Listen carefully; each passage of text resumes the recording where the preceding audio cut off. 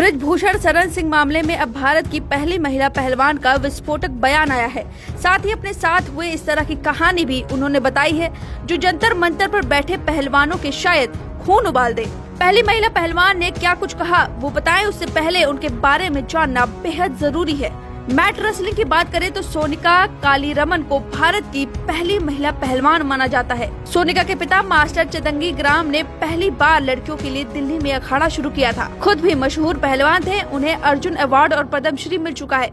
सोनिका की ट्रेनिंग इसी अखाड़े में हुई। अब चलिए आपको याद दिला दे मामला क्या है। दरअसल बृजभूषण शरण सिंह जो करीब 6 बार सांसद रह चुके हैं और WFI प्रेसिडेंट भी हैं, उन पर संगीन आरोप लगे हैं।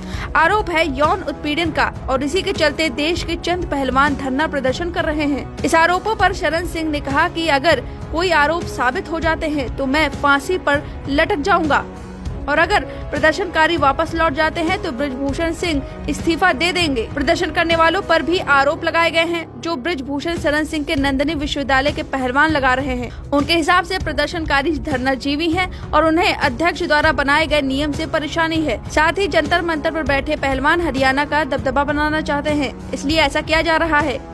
इस मामले में लोग 2 धड़ों में बट गए हैं, एक जो नेताजी के साथ है और एक जो पहलवानों के साथ है। अब चलिए आपको बताते हैं कि पहली महिला पहलवान ने जंतर मंतर के पहलवानों पर क्या बयान दिया है। उनसे मीडिया रिपोर्टर ने कई सवाल किए जिन पर सोनिका ने बेबाक होकर जवाब दिया है। चलिए आपको एक एक सवाल और उनके जवाब सिलसिलेवार तरीके से बताते हैं। पहला सवाल, आपको क्या लगता है महिला पहलवानों का तरीका गलत है? सोनिका, अगर ऐसा हुआ तो सामने आना चाहिए था। आप शेरनियां हैं, अगर आप ही डर कर बैठ जाएंगी तो फिर आम लड़कियों का क्या होगा? उन लड़कियों और उनके पेरेंट्स को सामने आना चाहिए। निर्भया के मामले में उनकी मां अड़कर खड़ी हो गई थी, वह आज भी वैसी ही खड़ी हैं। सवाल, रेसलर के विरोध प्रदर्शन में आपको दिक्कत है? देखिए, धरना करना या झंडे उठाने से कुछ नहीं होगा, आपको प्रॉपर चैनल से शिकायत करनी होगी। कोच होता है, फिर सीनियर कोच होता है, फेडरेशन के अधिकारी होते हैं, ओलंपिक एसोसिएशन होती है। उन्होंने नहीं सुनी तो कम से कम अगर हर जगह थाने होते हैं, उस व्यक्ति को पकड़कर थाने ले जाना था। इससे केवल रेसलिंग का नुकसान हो रहा है। आप कह रहे हैं फेडरेशन खत्म कर दो, तो फिर फेडरेशन का काम कौन करेगा? कैंप इतने महंगे होते हैं कि उन्हें कोई पेरेंट नहीं करा पाएगा। स्टेट, नेशनल, इंटरनेशनल तक जाने का रास्ता कैसे बनेगा? सवाल, इसे तो रेसलिंग फेडरेशन सुधरनी चाहिए। आपके हिसाब से नुकसान क्या होगा?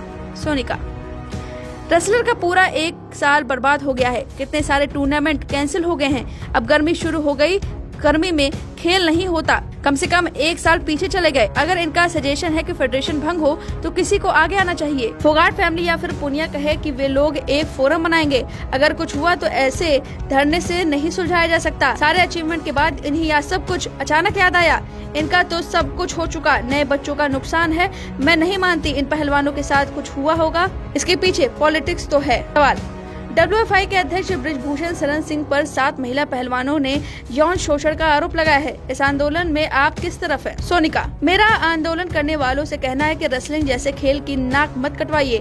एक लड़की अगर एथलीट है जो 100 मीटर का स्प्रिंट मार सकती है, वो एक आदमी को मैट में भी ठोस सकती है। मैं नहीं मानती कि वो किसी आदमी से मोलेस्ट हो सकती है। वो लड़की मर जाएगी, पिट जाएगी, लेकिन मोलेस्ट नहीं होगी। वो सेल्फ डिफेंस कर सकती है। एक एक्टिव स्पोर्ट्स गर्ल को कोई यूं ही टच नहीं कर सकता। कोई न कोई रीजन जरूर होगा। मैं किसी विशेष के बारे में नहीं कह रही हूँ, लेकिन मैं खुद रेसलर हूँ। रेसलिंग बहुत ताकत वाला खेल है। एक रेसलर का यौन शोषण नहीं हो सकता, कहीं न कहीं उसका कंसेंट रहा होगा। सवाल, आपने भी तो 1998 में अपने कोच पर यौन शोषण के आरोप लगाए थे। सोनिका, मैंने आरोप लगाए थे, पर मीडिया में जो दिखाया जा रहा है वो सही नहीं है। 1999 में हमारा ग्रुप पहली बार पोलैंड गया था। हमने पहली बार कैडेट वर्ल्ड चैंपियनशिप में रिप्रेजेंट किया था। उस वक्त हरियाणा का कोच था जिसके साथ दूसरे खिलाड़ी के साथ कुछ मसले थे। कोच हमारे कैंप में आता था, गाली देता था, भद्दी बातें बोलता था। मैं लौटी तो मैंने पिताजी से शिकायत की। इसके बाद काफी हंगामा हुआ। तब महासंघ के अध्यक्ष GS मढेर थे, उन्हें हटना पड़ा। मैंने इसका खामियाजा भी झेला है। सवाल, किस खामियाजे की बात कर रही हैं आप? सोनिका, मैं 2010 में अमेरिका में ट्रेनिंग के बाद इंडिया आई।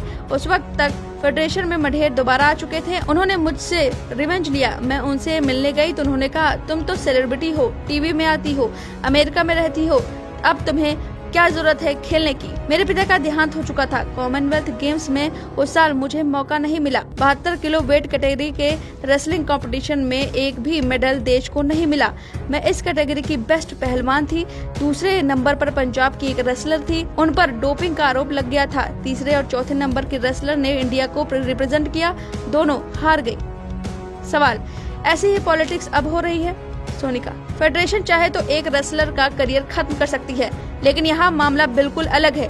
ये जो लोग धरने पर हैं, वे क्रीम हैं। इन्हें अर्जुन अवार्ड, पद्म अवार्ड मिल चुका है, मतलब इनका डन है। अब इन्हें याद आया है सब। सवाल, क्या यह यूपी बनाम हरियाणा का झगड़ा है? सोनिका, ये कैसे हो सकता है? हम देश के लिए खेलते हैं। नॉर्थ ईस्ट में भी रेसलिंग है, यूपी पंजाब में भी। पहली अर्जुन अवार्डी अलका तोमर यूपी से हैं। रही कैंप की बात, तो हमारे कैंप भी लखनऊ, हिमाचल प्रदेश और पंजाब में लगते हैं। महीनों हम पटियाला में पड़े रहते थे। सबसे ज्यादा सरकारी नौकरियां हरियाणा से रेसलर को मिलती हैं। यह खेल देश का है, किसी स्टेट का नहीं। सवाल, रेसलर कह रहे हैं बृजभूषण शरण सिंह का रेसलिंग बैकग्राउंड नहीं है, फेडरेशन का अध्यक्ष किसी पहलवान को होना चाहिए। सोनिका, रेसलर का काम अलग है, फेडरेशन का अध्यक्ष पावरफुल और रीच होना चाहिए। पॉलिटिकल कनेक्शन बेहद जरूरी है, उसे पैसा लाना है, पहलवानी नहीं करनी है। उसे एक ऑफिस क्रिएट करना है जहां से इंटरनेशनल कम्युनिकेशन हो सके।